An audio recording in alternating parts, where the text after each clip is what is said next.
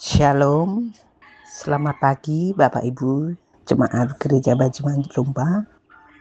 Mari kita bersama-sama membaca renungan harian pada hari Jumat 7 November 2025 yang terambil dari Kisah Para Rasul 24 ayatnya yang ke-10 sampai 23. Sebelum kita membaca firman Tuhan, mari kita berdoa memohon Roh Kudus.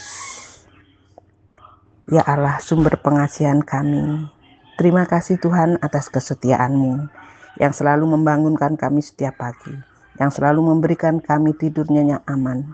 Dan kami saat ini di pagi yang indah ini, kami akan merenungkan sebagian dari firman-Mu. Jika saat ini Tuhan kami membaca firman, maka kami memohon berilah kami kuasa lewat Roh Kudus-Mu, supaya firman-Mu kami mampu mendengar, mengerti, dan melaksanakan apapun tantangannya.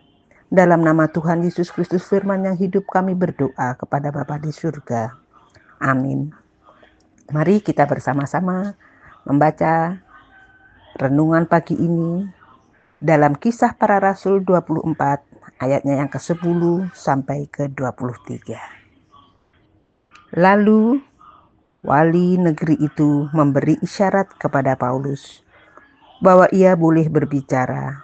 Maka berkatalah Paulus, "Aku tahu bahwa sudah bertahun-tahun lamanya engkau menjadi hakim atas bangsa ini. Karena itu, tanpa ragu-ragu, aku membela perkaraku ini di hadapanmu. Engkau dapat memastikan bahwa tidak lebih dari 12 hari yang lalu, aku datang ke Yerusalem untuk beribadah. Dan tidak pernah orang mendapati aku sedang bertengkar dengan seseorang atau mengadakan huru-hara, baik di dalam bait Allah maupun di dalam rumah ibadat atau di tempat lain di kota. Dan mereka tidak dapat membuktikan kepadamu apa yang sekarang dituduhkan mereka kepada diriku. Tetapi aku mengakui kepadamu bahwa aku berbakti kepada Allah, nenek moyang kami, dengan menganut jalan Tuhan, yaitu jalan yang mereka sebut sekte. Aku percaya kepada segala sesuatu yang ada tertulis dalam hukum Taurat dan dalam kisah kitab nabi-nabi. Aku menaruh pengharapan kepada Allah, sama seperti mereka juga, bahwa akan ada kebangkitan semua orang mati, baik orang-orang yang benar maupun orang-orang yang tidak benar. Sebab itu aku senantiasa berusaha untuk hidup dengan hati nurani yang murni di hadapan Allah dan manusia. Dan setelah beberapa tahun lamanya, aku datang kembali ke Yerusalem untuk membawa pemberian bagi bangsaku dan untuk mempersembahkan persembahan-persembahan. Sementara aku melakukan semuanya itu, beberapa orang Yahudi dari Asia mendapati aku di dalam bait Allah. Sesudah aku selesai mentahirkan diriku, tanpa orang banyak dan tanpa keributan. Merekalah yang sebenarnya harus menghadap engkau di sini dan mengajukan dakwaan mereka, jika mereka mempunyai sesuatu terhadap aku. Namun, biarlah orang-orang yang hadir di sini sekarang menyatakan kejahatan apakah yang mereka dapati ketika aku dihadapkan di mahkamah agama. Atau mungkinkah karena satu-satunya perkataan yang aku serukan ketika aku berdiri di tengah-tengah mereka, yakni karena hal kebangkitan orang-orang mati, aku hari ini dihadapkan kepada kamu. Tetapi Felix yang tahu benar-benar akan jalan Tuhan menangguhkan perkara mereka. Katanya, setibanya kepala pasukan Lisias di sini, aku akan mengambil keputusan dalam perkaramu. Lalu ia menyuruh perwira itu tetap menahan Paulus, tetapi dengan tahanan ringan, dan tidak boleh mencegah sahabat-sahabatnya melayani dia. Amin firman Tuhan. Shalom Bapak Ibu yang dikasihi Tuhan Yesus Kristus.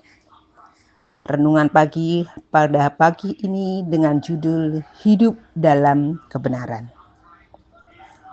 Keberanian untuk hidup dalam kebenaran bukanlah sekedar buah dari karakter kuat atau pendidikan yang tinggi. Itu adalah hasil dari karya anugerah Allah di dalam hati manusia yang telah dibaharui oleh Roh Kudus. Paulus dalam perikop ini berdiri di hadapan wali negeri Felix, bukan sebagai penjahat, tapi sebagai saksi Kristus. Tuduhan dusta dilemparkan kepadanya, namun ia tetap berdiri teguh. Ia tidak membela diri dengan emosi, tetapi dengan kebenaran. Keberanian Paulus adalah bukti dari hidup baru yang dikerjakan oleh Yesus. Paulus yakin bahwa hidupnya bukan miliknya sendiri, tapi milik Tuhan yang memanggilnya. Karena itu ia tidak hidup untuk menyenangkan manusia, melainkan untuk taat kepada Allah yang berdaulat. Sikap Felix memperlihatkan sisi gelap hati manusia.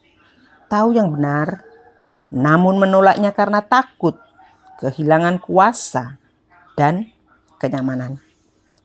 Disinilah kita melihat bahwa manusia tanpa dilahirkan kembali tidak sanggup memilih kebenaran meski sudah jelas di depan mata.